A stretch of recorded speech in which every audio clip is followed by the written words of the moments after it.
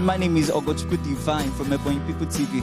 Today I'm on the streets of Abakaliki to talk about something that is really affecting nearly everyone. That is the rising cost of house rent in Abakaliki. Every year tenants complain of constant increase in house rent and high agent fee and even a poor condition living despite what they pay. Now we are on the streets of Abakaliki to get their view and to ask a simple but a serious question.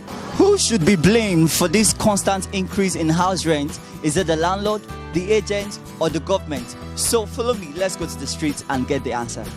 On the agents. On the landlord. I will say landlords. The house agents. For my own view, I say it's from government.